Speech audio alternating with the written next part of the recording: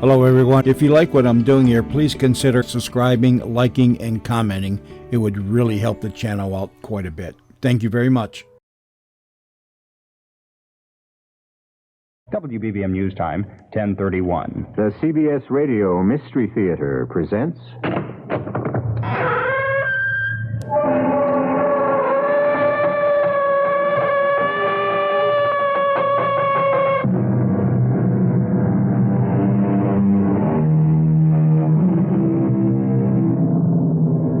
Come in. Welcome. I'm E.G. Marshall. Gold. By dictionary definition, a yellow metallic element, malleable and impervious to rust. Symbol, AU. Atomic weight, 196.967. Specific gravity, 19.3 at 20 degrees centigrade. By other definition, because of its scarcity and resistance to corrosion, the most precious and desirable metal in the world, and also the most corrupting. Since time immemorial, men have sought it as the highest boon. For the same length of time, they have found it can be the most dread of curses. If there is gold there, I'll tie off a line and send up the balloon float. I may need an acetylene torch. Speaking of torches, you'll need a submarine lamp. Yeah. Oh, come on, Jinx. Don't look so gloomy. I am not gloomy. I'm scared. I'm scared to death. Of what? I don't know, Hank. I wish I did. Don't be silly. Give me my diving helmet. And take a good look at me. This may be the last time you'll see me. What do you mean? The next time, I'll be a new man with my pockets lined with gold. I know Lady Luck has finally blessed me. Or cursed you.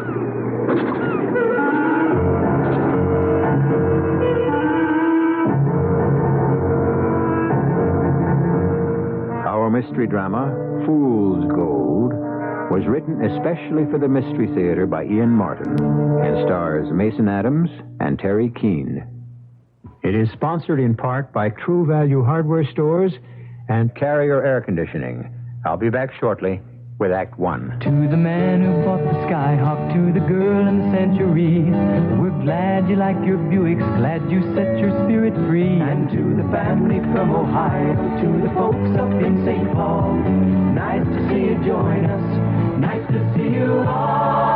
There I was with my new Buick Skylark, and there he was, just coming out of the store with a new coffee table. I like your coffee table, I said. I was going to buy one just like it. Thank you, he said. I like your Buick Skylark, too. I was going to buy one just like it. Thank you, I answered. Then he suggested, listen, you like my coffee table and I like your Skylark. Why don't we get married? What can I say? I guess it was love at first Buick. It's nice to see you join us. We're glad it came to be. Nice to see you join us. Glad your spirit's free. Buick, dedicated to the free spirit in just about everyone. You want to watch some TV tonight? Oh, sure. Okay. Let's see here. At 8 o'clock, they've got that new police adventure series, Mayhem and Muck. The Tribune's Gary Deep says it's trash. Oh, well, there's that comedy series, The Bigot Takes a Bride. Deep says that's an insult to a gorilla's intelligence. Oh, okay then. Here, Wide World of Empty-Headed Pastimes is telecasting the National Chicken Heckling Championships live. Deep says the sportscaster on that is a wishy-washy dolt. Hey, is there anybody that this Deeb likes or respects? Sure. Yeah, well, who? Us. TV critic Gary Deeb is a hard man. But when you're sorting out the good TV from the bad, a hard man is good to find. And you can find Gary Deeb hitting you where you live in the Chicago Tribune. Come on now, change to the Tribune and see how much the Tribune's changed. Call our home delivery number at 222-4100-COLLECT and let the Tribune hit you where you live. That Tribune home delivery number again is 222-4100. As we told you earlier, there was a tragic fire at 7209 South Walcott. A spokesman for Holy Cross Hospital now confirms that 3 children have been killed. 2 other persons have been hurt. All of the dead were below 10 years of age.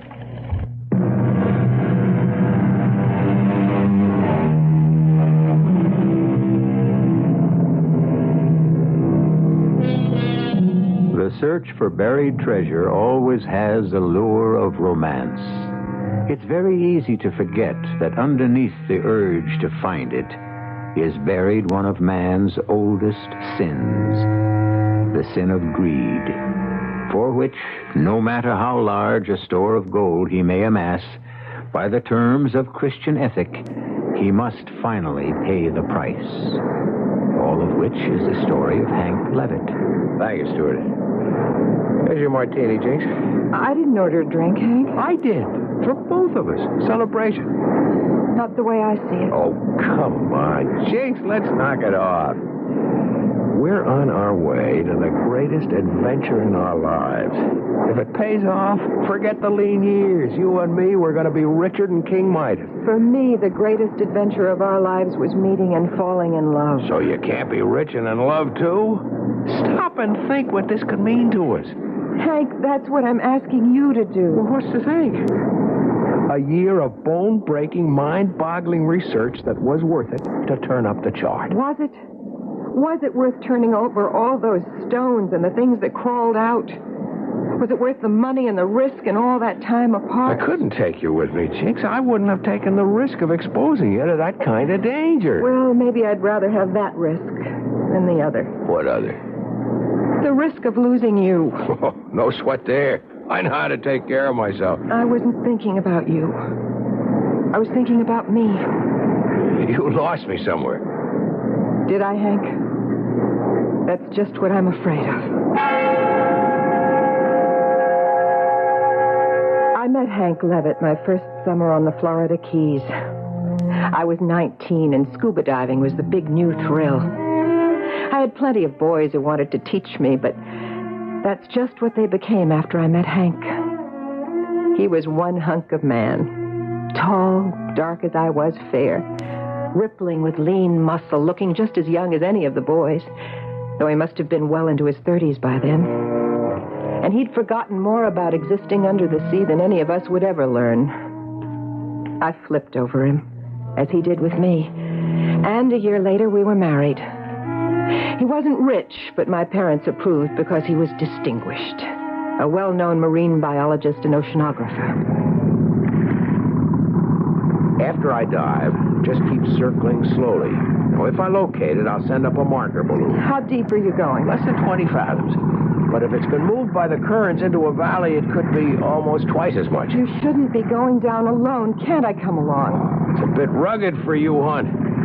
Anyway, somebody's got to mind the store. Well, then let's go back into the Tobagos and get somebody to run the boat or dive with you. Are you kidding? You think I'm going to let anyone else in on this? Every treasure buff in the business is looking for the Marie Sanglant.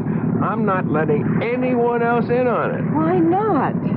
You know what the estimates are on the gold alone that she was carrying? Whatever they were or are, they're not worth your life. 30 to 50 million, 100 at today's prices. And how much am I worth, Hank? Hey, would you check my tank straps? I think one of them is buckled. What did you say? I said, how much am I worth? Oh, come on, Jinx. It's just sour grapes because you're not diving with me. Brace yourself in the gunwale. I'm going over. It was sour grapes, all right. Because what had started out as an incredibly romantic thrill, the sharing of a whole new world with the man I loved, the exotic, strange, enchanted forest of the seabed and its secrets, had very soon faded from dream to nightmare. Hank didn't scuba dive for pleasure or to further his studies of marine life. He was a man with an obsession, hooked like a gambler on making that great discovery, uncovering that fabled hoard of pirate treasure. And far more than me, he was married to another woman, the Marie Sanglant, a ship which sailed into mysterious oblivion along with her master, Captain Lafitte, over 150 years ago, hull down in the water from a cargo of Buccaneer's gold. A cargo that after 12 years of marriage, we were still searching for beneath the ocean. Jinx! I'm here, Hank. Well, what are you doing with the blinds drawn? Well, the heat really knocks me out, and I just couldn't stand the glare of the sun anymore. I have great news. I've got a boat all set up and a man I can trust, since I got his name from old Pudge Gentry back at the Keys. And tomorrow, we're going to prove out this chart and start on our way to scooping up enough money to own more of the world than we'll ever need. Oh, Hank, I already have all of it I need. If only I had you to go along with it. Come on, darling, let's not start quarreling. All I want to do is stop it. Great. Then let's. Look, we're on the verge of finding what we've been looking for all these years. What you have been looking for, Hank. Not me. Oh, Hank. I've been after such a simple treasure, but you haven't allowed me to find it. What do you mean? A child. Children. Oh, there's plenty of time for that. Is there? I'm not 19 anymore, you know. I'm 31. So? So what does that make you, Hank? Oh, I know that you don't look it. But if we had a child right now, you'd be deep into your 50s before he was... or she was 10. Bit late, isn't it?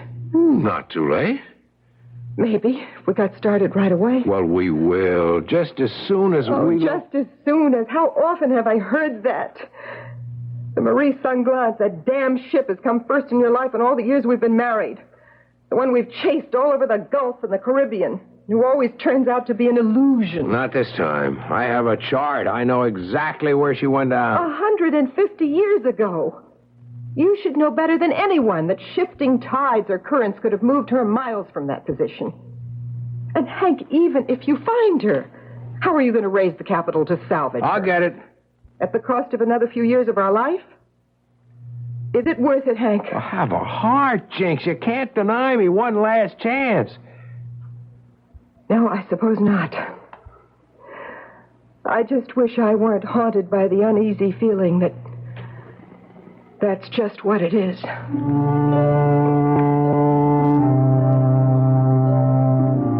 Meeting Jean-Michel did little to calm my apprehensions. He was fat and oily, unkempt, and looked thoroughly dishonest.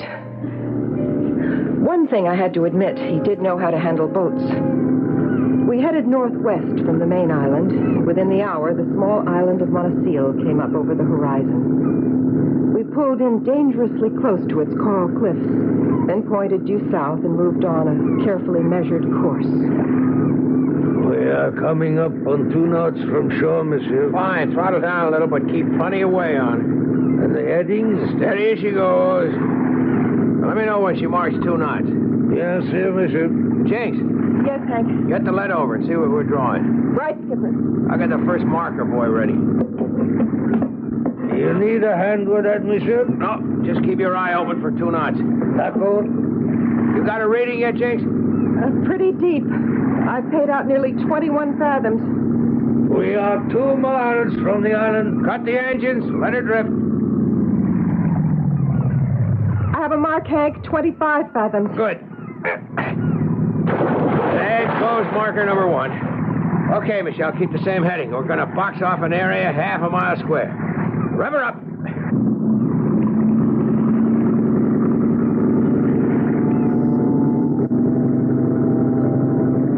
After we dropped the 4 marker buoys, we scuba dove the rest of the day.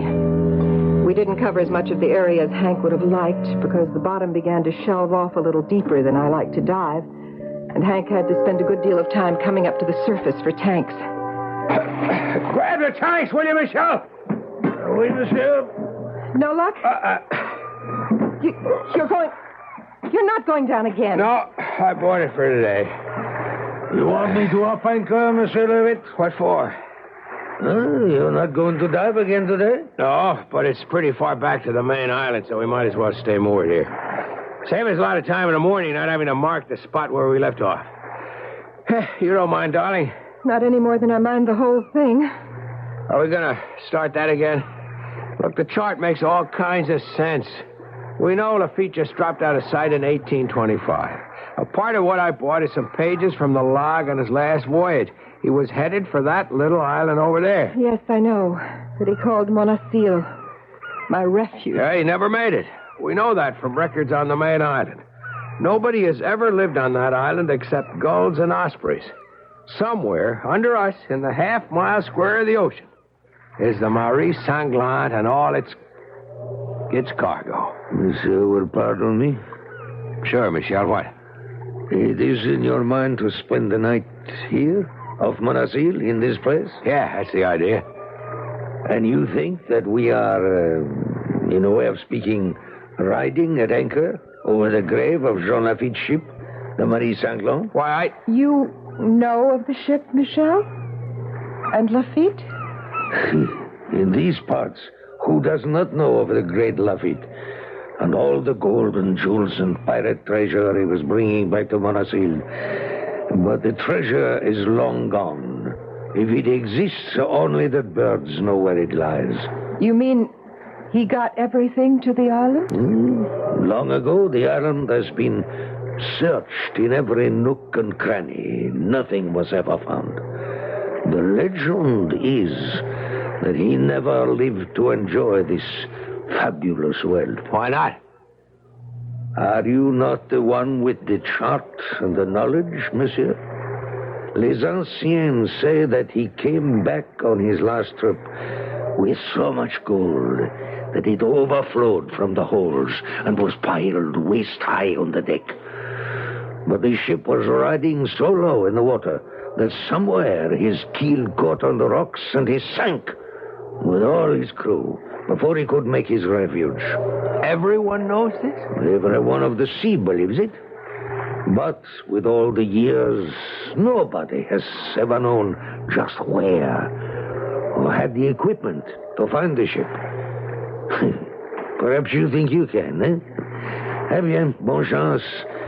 But this boat, in any waters between the main island and Monasil, will not spend the night afloat. What do you mean? I am enchanted to bring you out with the first light tomorrow, but with the coming of dark, I make for harbor. Why? Because, madame, the night seas belong to Jean Lafitte. Every night, through the mists, his ghost ship still tries to run that last voyage for safety. Sometimes, on moonlight nights, you can see that old barkentine headed for Monasil and for the grave. And they say that if you see that ghost ship, you join it on the way to death.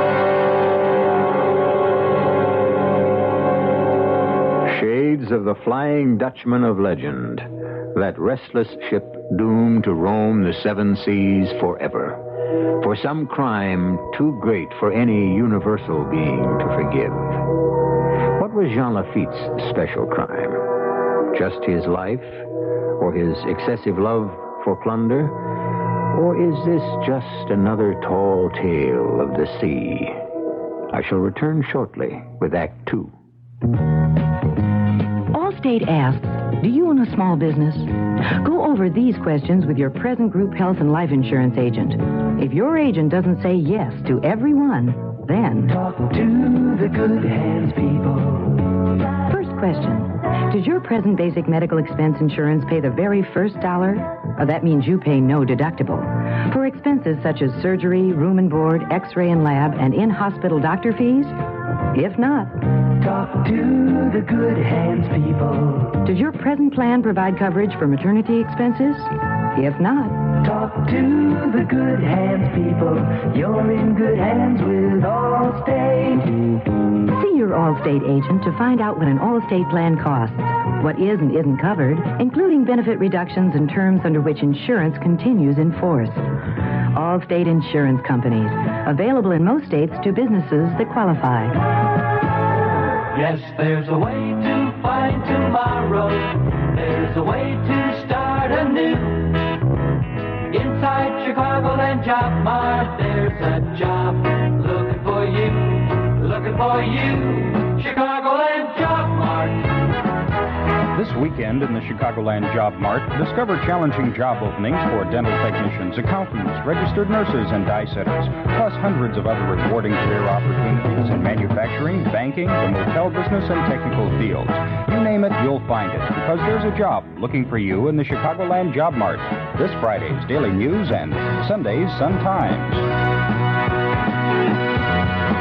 It's in the Sunday Sun Times and the Friday Daily News. Inside Chicagoland Job Mart, there's a job looking for you, Chicagoland Job Mart. We now have late information on that South Side fire. 3 children have been killed and 2 other persons have been injured in the fire at 7209 South Walcott. The dead are identified as 7-year-old Ernest, 5-year-old Anthony, and 3-year-old Michael Rivesi. A spokesman for Holy Cross Hospital says the 3 were pronounced dead on arrival from smoke inhalation and burns. The injured are identified as 42-year-old Juanita Huff and her grandson, 15-year-old Perry. The fire occurred in a 2-story apartment complex at that South Walcott address. WBBM News Time, 10:52.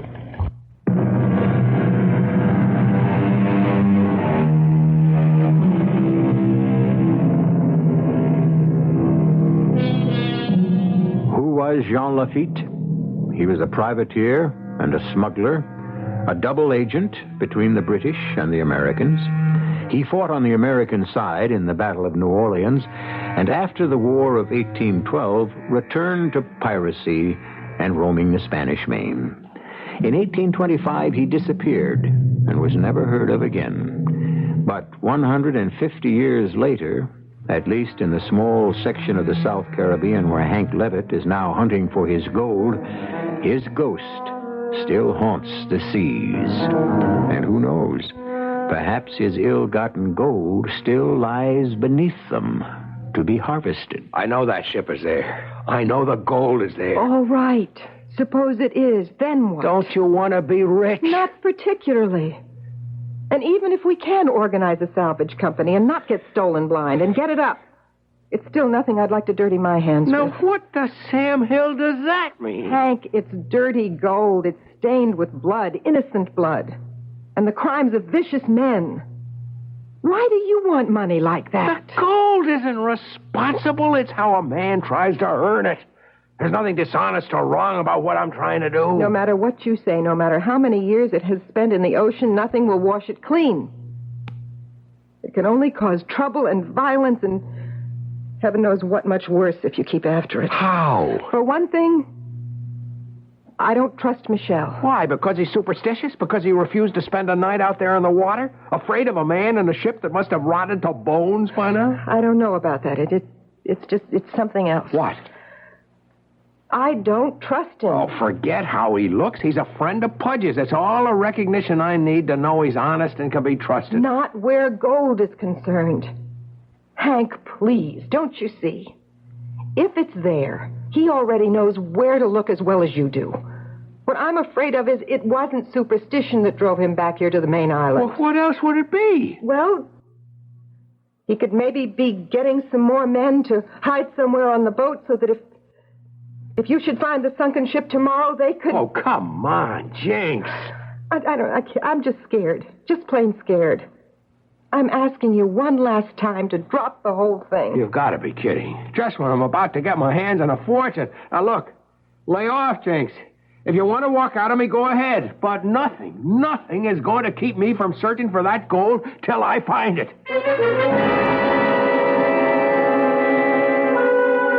So there it was at last. Out in the open. The end of Hank and me. The open admission that I would always be second in his life. He had gold fever, and I knew that nothing would stand in his way to satisfy his raging thirst for the metal whose yellow glow casts an enchanted spell that eventually destroys. I should have walked out then, but I didn't. Habit, love, or just this gnawing reaction that the man who was still my husband was in deadly danger of his life. I didn't know, so I stayed. While Michelle is below decks, in case you'd like to know, I searched the boat from stem to gudgeon, and there's just the three of us aboard. I'm glad to hear it. But it doesn't set your mind at rest? Do you want me to be honest? No, thanks. I can do without it. Hank? Nope. But as long as you're here, can I count on your help? Of course. But not willingly. I'm thinking of you. Don't. I'm doing just what I want. When I find that gold, maybe you'll change your mind. You are What? sure the gold is there, monsieur? I didn't know you'd come topside. Here, you can take the wheel, Michel. Si vous voulez. Yes, I'm sure the gold is here. I agree with you, monsieur. Why? Because the ghost of the ship haunts these waters. For why? Because I think it tries to guard the gold. If you're so afraid of this ghost ship, why do you help my husband look for it? Not for it, madame, for the real ship. I think perhaps if that is ever found, the ghost ship will go away. I thought you were deathly afraid of it. Only by night, not by day. It never sails by day. Oh, you're all crazy. If old Captain Lafitte has kept you all from finding it for 150 years, it will never be found. This time, I think maybe it will. Why, Michel? Because of your chart. What do you know about the chart? Only one thing. If it is right, we have all been looking in the wrong place. You mean the other side of the island, Monacy? Exactement, monsieur. Where did you get this map? I bought it from a dying man. Was the name of the man Philippe Tourneau? Yes. You know him? I knew him once, in the Far East, in the war. He was the last descendant of Barbiros Tourneau. Lafitte's first mate. Justement, monsieur. I always suspected he knew where the ship was sunk. But we are arrived. Do you start again where we left off yesterday? Yeah. You going to dive with me, Jinx? I don't think I feel up to it today, Hank. Well, that's the way you want to be. Hank? Forget it. I get the message. From now on, I'm on my own.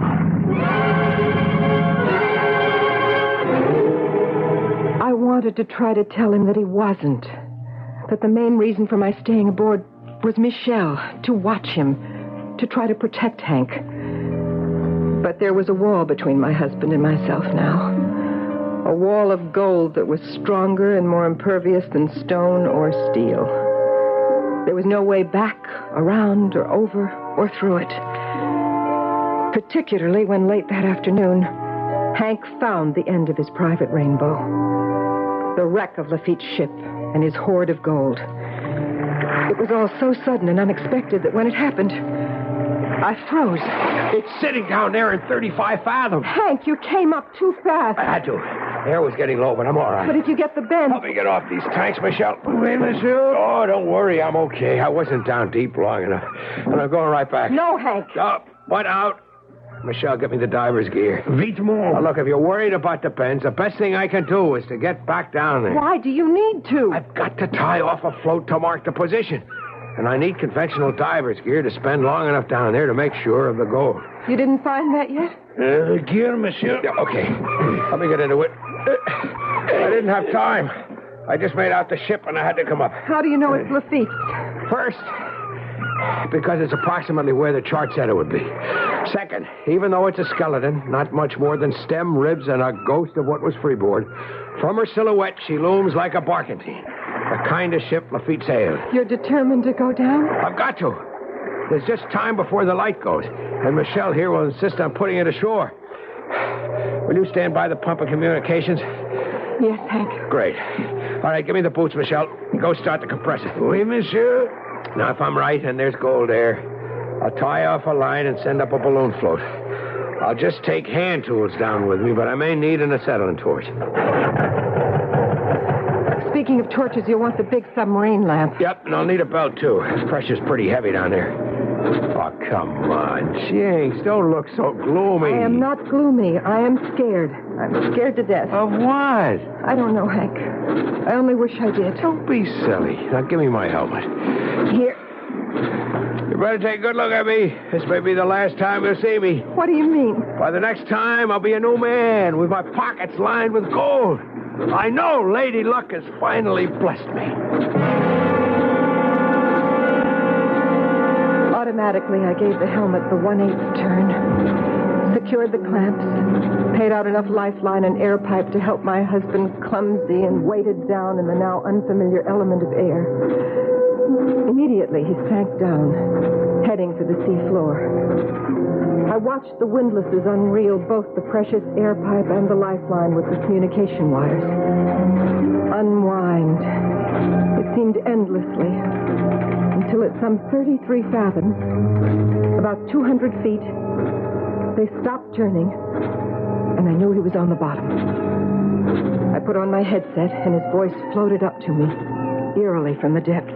Jenks, you read me? Loud and clear? I'm down. Lucky descent. I'm not 50 feet from the wreck. Heading for there now. Keep the line open. Wilco, how is it? Lucky. Tough to see clearly. Like someone was fogging a torch. No sweat. Good in there. How can a man with as much knowledge and sense as you, Hank, be so stubborn and take such chances? Because I want to be king of the hill, baby, and this is my big chance. Would it mean anything if I said I'd just rather have the guy I married? I don't know, baby. All signals are off as of now. I don't read you. I'm at the wreck. And it's there. All there. All that beautiful solid gold that means our future. Has Monsieur Levitt discovered anything? Not yet. Not that I know of. I don't think you are telling me the truth. What right have you got to question me? No, not yet. Excuse me, I'd better watch the pump. Hank, don't send up the balloon yet, please. Hank! Hank! But he had cut off the intercom. I couldn't reach him. I glanced quickly at Michelle. Was it just my own apprehension, or in the moment I looked his way, had he suddenly become completely concerned with the compressor? I wasn't taking any chances. I was already in my wetsuit. My face mask I looped about my neck. I bent and slipped my fins on, pulling my tanks nearer to me. And the spear gun. And suddenly the balloon float surfaced. Has he found Lafitte's gold? Maybe he's in trouble. Hank! Hank! Jinx here. Do you read me? Do you read me? Does he answer? No. And maybe the curse has caught up with him, too. But I think we better make sure. Turning in her surprise to look at Michelle, Jinx is horrified to see the sharp marine axe in his hands, poised above Hank's life and air pipe lines, where they are stretched tight over the bulwark, the edge of the boat. It appears that all her worst fears are about to come true. I shall return shortly with Act 3. If you have active children, you know how important it is to child-proof your home. So True Value hardware stores offer True Test Easy Care Latex Flat Enamel Paint to help child-proof walls and woodwork in any room in your home. Hi, Pat Summerall for True Value hardware stores to explain how Easy Care works. Stains can't readily penetrate its enamel-hard surface. They wash off without damaging the finish or leaving a shiny mark. Yet, exceptionally durable as it is, Easy Care Latex Flat Enamel has a rich, flat finish. That means you can use Easy Care on walls and woodwork, in the living room, and bedroom, and kitchen, or bathroom, but especially where active children play. And now you can get Easy Care Latex Flat Enamel in white for just $9.47 a gallon. Colors are slightly higher. True Value hardware stores make Easy Care Latex Flat Enamel in their own True Test paint factories. True Test Easy Care Latex Flat Enamel, the child-proof paint, $9.47 a gallon, exclusively at participating True Value hardware stores. Here's something you'll really want to vote for. It's Northwest Federal Savings Bandwagon of Gifts, and you can choose the gift candidate that's just right for you. The platform includes such name-brand gifts as Color Light Cookware by Club, Cordless Grass Shears by Black & Decker, a Waterpik shower massage, a Texas Instrument calculator, crock pots, osterizers, vacuums, watches, gifts for everyone in the family. From Northwest Federal free or at greatly reduced prices when you save $250 or more. And receive the highest interest rate allowed by law at Northwest Federal, too. At any of 4 convenient locations on Irving Park, 2 blocks west of Cicero, in the Harlem Irving Shopping Center, on Dempster in Des Plaines, and at Golf and Algonquin in Arlington Heights, where a vote for Northwest Federal is a vote for good savings. Remember, It's Northwest Federal Savings Time, 63 hours a week. This is WBBM Chicago.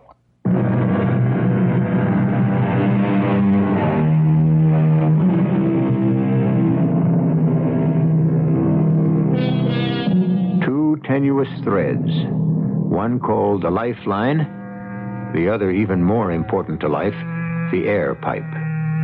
Keep Hank Levitt alive on the sea floor. Above, on a boat that floats some 18 to 20 stories above him, his wife Jinx and the captain of the boat on whom Hank's life depends face each other.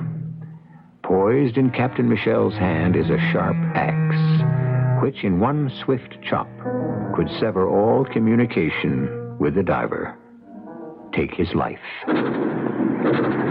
What are you going to do, Michelle? Since your husband has found the gold, what I must... No, wait.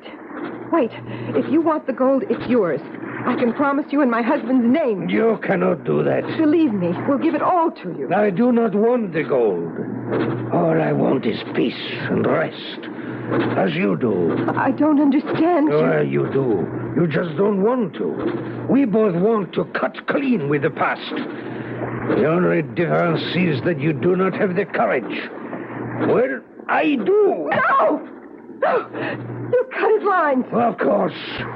Don't you understand he has to die? No, no. If he steals the gold, if he brings back into the world all the suffering, the brutality, the evil, and the curse that rides with it, it's like opening Pandora's books again. Lafitte, his gold, and your husband must die. I won't let you do this.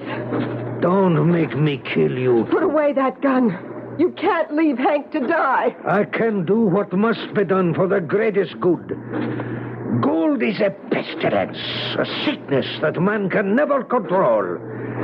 Whoever spreads that sickness must die. I won't leave Hank to die. Then you must die too. At least by my own hand. Not yours.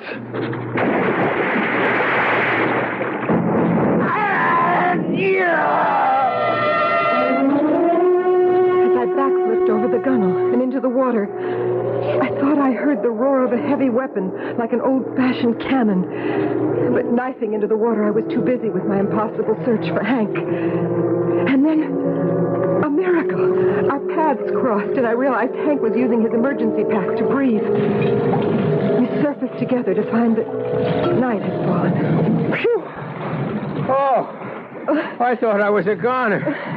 I thought we both were. Where's the marker? We haven't lost it. Hank, is that all that matters? I found Lafitte's gold. I'm not going to lose it now. The first thing is to stay alive. Where's the boat? I don't know. When I went over, there was a sound like an explosion. Let's try to orient ourselves. The moon is coming up. Now, let's see. Mona Sears should be black against the horizon. Look for it. I'm looking. We'd better find it. Because if the boat is gone, we'd never make the main island. And if we have to... What is it? Look. What? A full-rigged ship. Could that be the Barkington? Well, without sails or masts, who can tell? I only see the ruins of a hull. Could that be the hull you saw?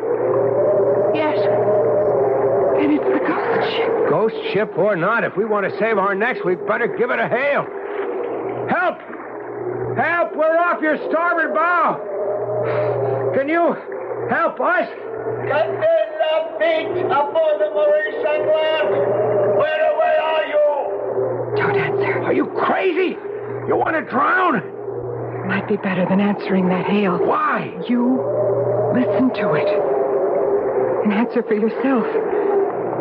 That's no human voice. It sounds as though it was echoing from the gates of hell. This is Captain Lafitte aboard the Maurice England! Where away are you?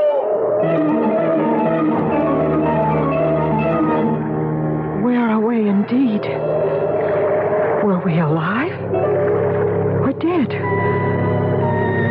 exhausted by that last desperate race for the surface.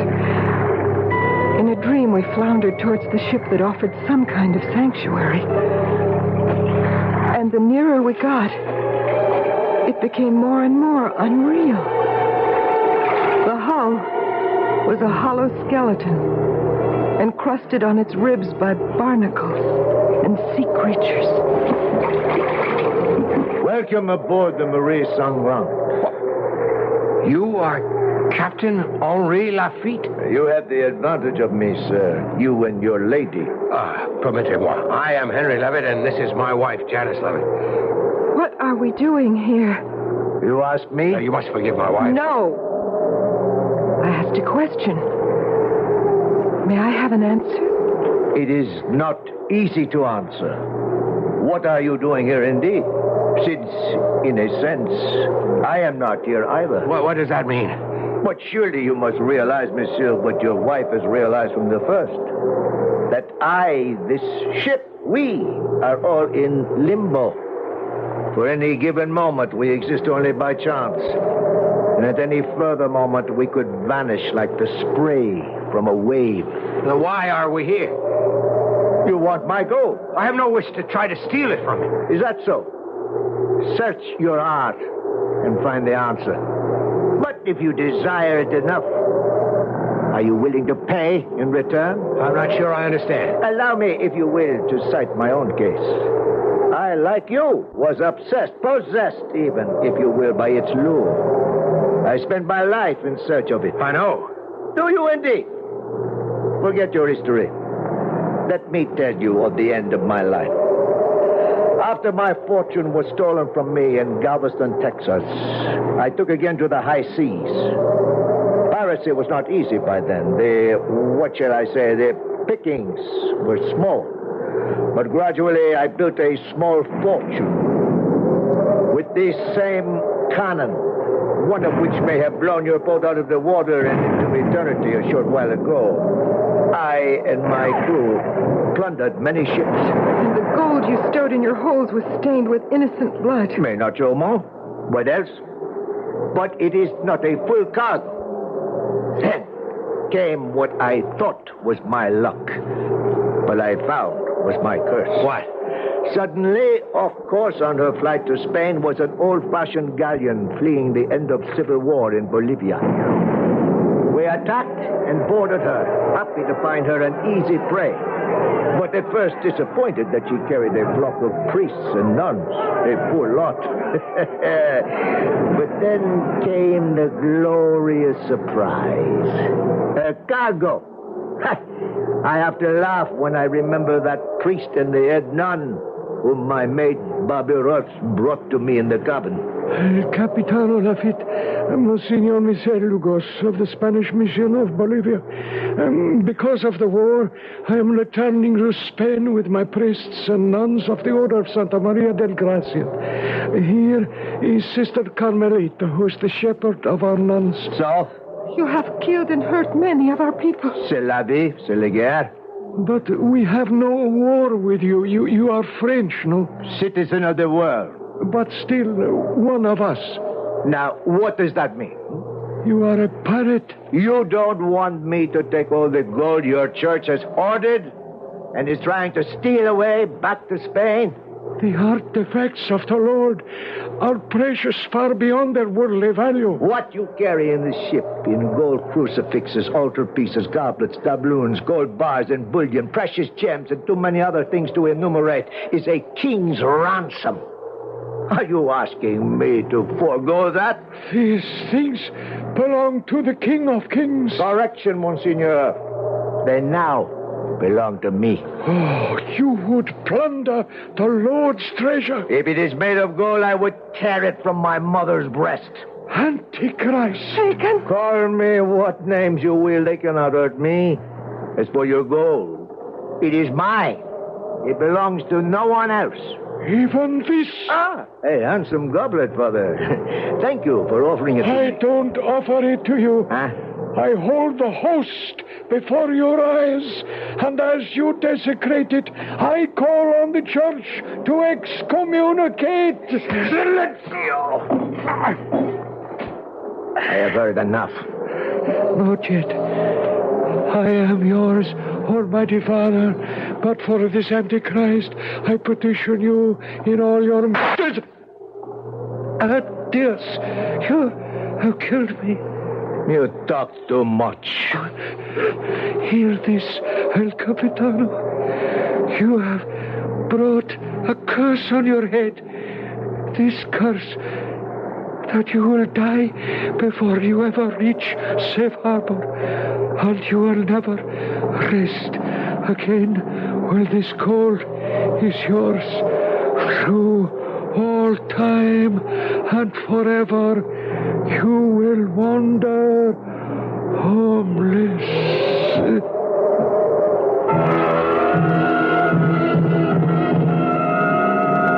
So, here is the moment of decision, monsieur. The gold is there. That does not change. Do you want it? I've been searching for it all my life. It is here to take, if you want the responsibility. Hank! All my life. All my life. All my life. Wow! Oh, I thought I was a goner. I thought we both were. Where's the marker? We haven't lost it. Is that all that matters? I found Lafitte's gold. I'm not going to lose it now. This is the first thing to stay alive. Where's the boat? I don't see it. It's so dark. Oh! There it is, Hank. Right over there. By the time we both had swum to the boat and clambered aboard, we were so exhausted we just lay like a couple of gaffed fish fighting for breath. Hank was the first to get to his feet. I was still half out, but I came to abruptly with a sudden gasp of horror. Good Lord! What? Wait, it's Michel with the spear from your spear gun through his throat. Is he dead? Yes. How? Oh, I must have fired it to stop him from cutting your lifeline. He wanted to kill us both. Why? Oh, Hank. I don't know now. I don't remember what was dream or what is truth. He said he wanted to let the ghost rest, but now I think what he really wanted was the gold. Whatever it is comes back to that. It comes from evil doing. It carries its curse with it. It's time to stop dreams and obsessions. Let's face the facts. All I ever wanted to do. In time, I should feel the same way. Michel tried to kill me, both of us. If you killed him, it was in self-defense. To try to save you. Oh, what a fool I've been. Blind to where the real treasure is. I'm going to have to make one more dive. Oh, no. It's not still the gold. Not for long. While I go down and cut the marker line, you burn the chart. When I come back, we'll bury Michel at sea and let him and the Phantom Captain Lafitte fight for its ownership. I want no part of it anymore. You mean that, Hank? With all my heart. My only treasure is you. I'm just waking up to that. Into a brave new life.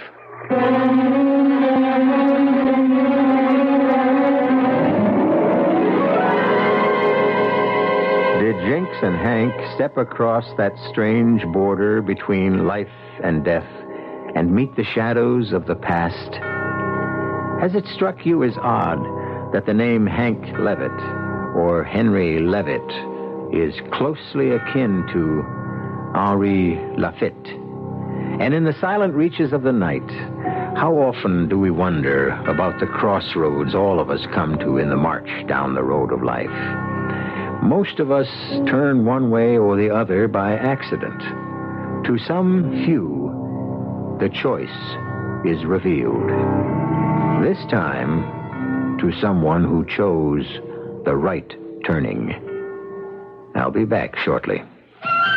You want your house to be a home all year round. You can do it economically. No matter what the weather's like outside, You can change it so easily. So make summer a cooling thing. Turn winter into spring. It's the right time for Carrier. Carrier's right for the times. The the higher energy costs go, the more you need Carrier heat pump air conditioning. It cools your home in summer, heats it in winter for up to half the cost of electric heat and less than most oil systems. So before you replace your old furnace or put in air conditioning, talk to your Carrier dealer about heat pump air conditioning. He's the expert. So make summer a cooling thing. Turn winter into spring. It's the right time for Carrier. Carrier's right for the times. Moving on with the Allied spirit, going to a brand new town. You're leaving the fast miles behind you. With Allied van lines, you're homeward bound. Hello, tomorrow, I'm on my way. I know you're gonna bring a brighter day. I've got the Allied spirit, and it feels like I'm going home. New friends to make, new seeds to sow. With Allied van lines, I'm raring to go. Hello, tomorrow, I'm on my way. I know you're gonna bring a brighter day. I've got the Allied spirit, and it feels like I'm going home. Hello, tomorrow, I'm on my way. I know you're gonna bring a brighter day. I've got the Allied spirit. Let the Allied spirit move you. See the yellow pages for the nearest Allied Van Lines agent.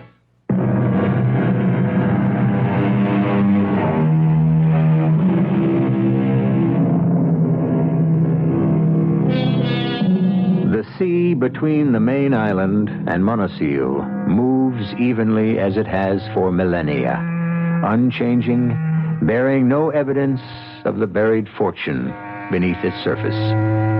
Like Pontius Pilate, not all the laving of its currents and its tides will ever wash away the blood that stains the yellow gold 30 fathoms deep. But somehow, for whatever reason, the ghost ship no longer rides the night winds, and at the last, all have come to rest. Our cast included Mason Adams, Teri Keane, Sam Gray, and Court Benson. The entire production was under the direction of Hyman Brown. Radio Mystery Theater was sponsored in part by Buick Motor Division, Allied Van Lines, and all state insurance companies. This is E.G. Marshall inviting you to return to our Mystery Theater for another adventure in the macabre. Until next time, pleasant dreams.